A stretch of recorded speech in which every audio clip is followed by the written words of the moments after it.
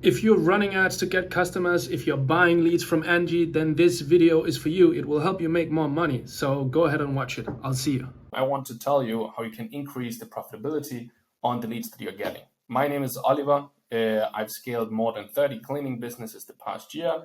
Our current capacity is to be working with 2 to 3 people a month, or businesses a month.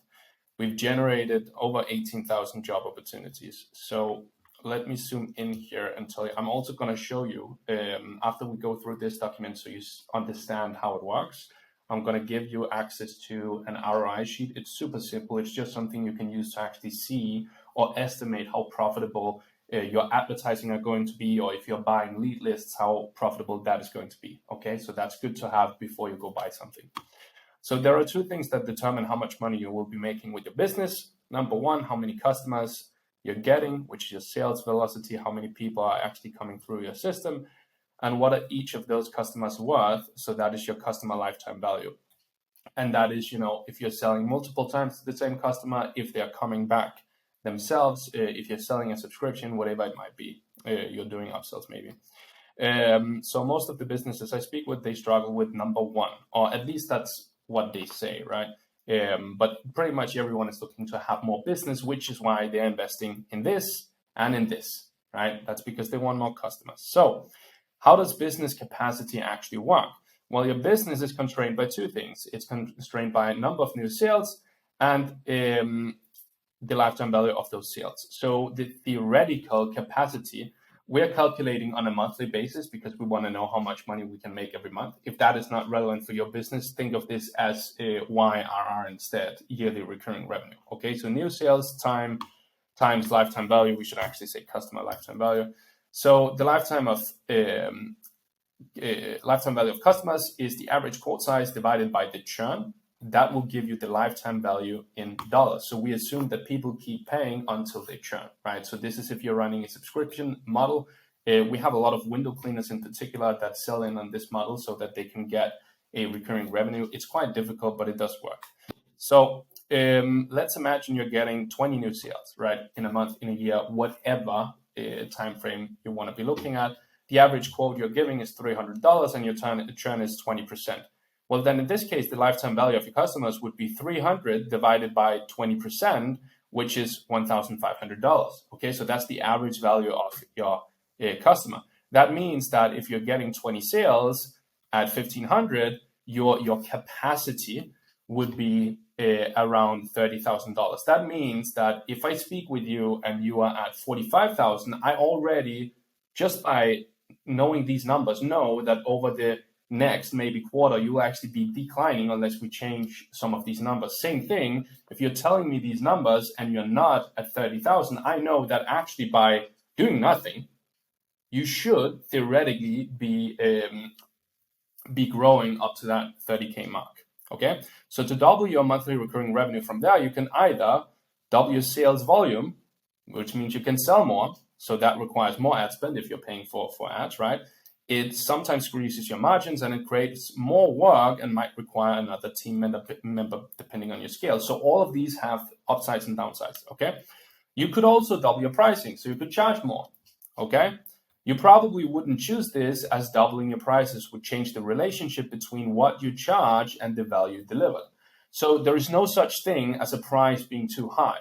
There is only the price not matching with the value you're delivering. So if everyone can deliver the same value as you're delivering, well, then automatically the value of that becomes quite low because it's commoditized, right? You can find it everywhere. So it's not that you cannot increase your pricing. It's just you have to reframe the offer that you're giving in that case if you want to do it, or you've got to change the people that you are selling to, okay? So you would have to tweak your entire offer in most cases to charge double. The good thing about charging more is if you can charge 2x the prices. So this is a good thing about having premium customers, right? If you work with premium customers, you can sort those out, keep those, right, by basically upping the price you're charging and letting go of the other ones. Because in theory, if you can double your prices, you can actually make the same amount of money on half the customers, right? So it's a good thing to think about. It's very hard to do in practice, but it's a good thought experiment to go about how could I actually potentially do this? What would I have to change in my business in order for this to actually become a reality, okay? You can also have your churn, which means that you lose fewer customers. What happens if you create something that makes it so that you lose fewer customers? Typically, what happens is you have a better product, you have a better service, you have better customer support, you have better delivery. Okay, that's typically what this means. Okay, and if you have a better business, a better offer, a better service, well, guess what will happen? Your value will also increase, which means that you'll be able to charge more, right? And when people find out that you are able to deliver more value than the competitors, well, then surely you'll be able to sell more as well. So this is something I recommend we look at over the two others. Okay. This requires you to deliver consistent value to your customers, stay top of mind, and overall good relationship management, most of which can actually be automated. And this is in particular relationship management. So a lot of people miss out on those low-hanging fruits with actually just keeping you at top of mind of your own customers. A lot of people don't do that. They just do the service and then they speak with them again next time they want to buy something, right? We don't want to do that. We want to build a relationship with them. So let's say that, let me give you an example where we just increase the sales volume, right? So introducing twice the amount of sales will double the momentary monthly revenue, because remember, we've still not changed anything else, okay? So now you're just relying on spending more money, having more salespeople, closing more deals, right? Of course, this is 40, so depending on what you sell, you might not actually need more salespeople to do that. This is just an example, okay? So new sales are 40 instead of 20 before. Oh, there we go, instead of 20. The average quote is still 300, the churn is still 20%, well, then the lifetime value of your customers in this case would still be 1,500, but you would have twice as many of them, so that creates 60,000, okay? However, as soon as you do not keep up with the sales volume, so as soon as you let go of the gas pedal, your business will see a sharp decrease because the churn is still the same and the lifetime value is still the same, okay? So as soon as you stop pouring gasoline on the fire, it will go out, okay? So it's not that it doesn't work. It's absolutely a good thing. But just like I told you up here, most of the people we speak with, when I ask them what's wrong, they go like, oh, we need more sales, which is, everyone want more customers. That's completely acceptable. But if I only give you more customers and we change nothing else in the business, as soon as we stop giving you more customers, you're just going to lose them. Okay? We don't want that. You should be building a business that can accumulate customers rather than just having them momentarily. Okay, so let's see here. That was sales volume. Theoretical capacity is now 60,000. Your business will see a sharp decrease due to the churn percentage and lifetime value still being the same. Yep. Okay, so aside from this, you have to factor in continuously onboarding and serving new customers. Okay, so if you're going out to houses, everything can be different, right? So this is also sort of a breach in the workflow. It's still a part of the workflow, but every time you have to take on someone brand new, it's just not as efficient as going out to someone you already know, okay? That requires some form of getting familiar or routine, either from you or your staff or both. Okay, so let's say, what if we decrease churn instead? What if people just stayed longer, okay? Well, introducing decreased churn while maintaining original sales volume. That is new sales, that's 20 because that's the original number, $300 worth, but now the churn is 10%. Well, that makes the lifetime value go up because you're losing half as many customers. So that means on average, they stay twice as long. Okay, so now the average customer is worth $3,000 rather than $1,500. Okay, that means that the theoretical capacity actually ends up being the exact same as if you sold twice as many people. So now you likely, depending on your business, but you very likely have a bit less work compared to just selling more, but still you're making the same amount of money than if you sold more, okay? So you're now getting the same throughput without having to add extra labor to the sales team, spend more on acquisition, or have the headache of onboarding twice as many customers, okay? So then what happens if we take both increased sales volume and decreased churn? Let's see. What if we both dialed your sales automations as well as implemented relationship management to decrease customer churn? And I'm writing this as if we did it, you could do it yourself. The purpose of this document is that you take away learning. New sales, 40. So we have 20 more than before. That's 2x, right? We have the same quote. So you're not charging more. Remember, the whole purpose of this, it's not more difficult for you to get customers because you're still charging the same. Okay? You're still charging the same. You're not trying to charge more than everyone else. Not right now. We'll do this later. But right now, you're charging the same. So you still have the same frequency in the sale. Or, sorry, the same friction in the sale. Okay? But you have more of them. So you have a higher frequency of sales. Okay? The churn is lower. So the lifetime value now is $3,000. That's good. The theoretical capacity is then 40 sales times $3,000, which is not 60,000. That's $120,000.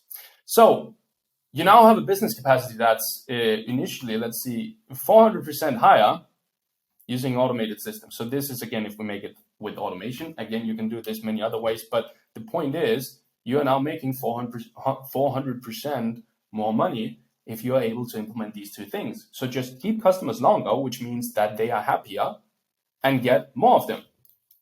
And quick hack, when you have customers that are happy, they are more likely to refer you.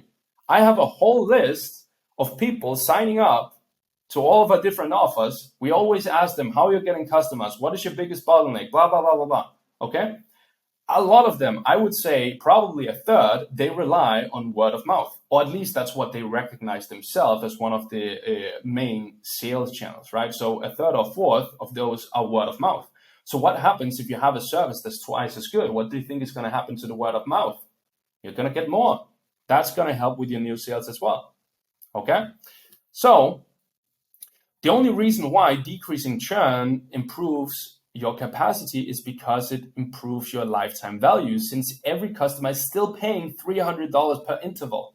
Okay? They're still paying $300 per service. So the two only questions really become, number one, what is the easiest way for me to increase the lifetime value of my jobs, okay, or of my customers when I'm out at the jobs? And two, how can I create a predictable flow of job opportunities? Because if you can dial these two in, then you have a business where you have two knobs you need to turn. Everything else is operations. Everything else is talent and training, okay? Everything else is talent, training, and systems. Okay, so before I hop off here, I've made this super quick document. It's very simple. You can create it yourself if you want. If not, I have it here. You can click the link below. That will take you to a page where you can download it. It doesn't cost anything. You can just have it. The purpose of it is, let's say you're speaking with an agency or you're considering something yourself. You know already what your booking rate is. You know already what your average job value is. You know already what your average frequency of the jobs are. Okay, so again, depending on what you're selling, we work with a lot of window cleaners. So the average amount of weeks between every time they go out to a house here is 11. Okay, and we also know that when we get in 3 leads on average, that results in 1 job. Okay, so that's why this is 33%. Your numbers might be different, then put them in here. But the whole purpose is you'll be able to see how much cash you've collected from your investment, and you'll be able to see the 1-year return, assuming that you can keep the customer for 1 year. And again, this is very industry specific. It depends on what specifically you're selling. But if you are good at increasing the lifetime value and decreasing the churn, this is a good thing to look at.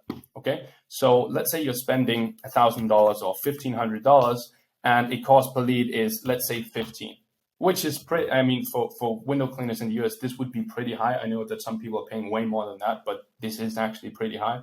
But let's just assume those are the numbers, right? And you're closing or you're booking in 33%. Let's say you're booking in 20% instead, right? Well, then you're charging $300. We have the recurrence, whatever that might be. Let's say for you, that's 15, right?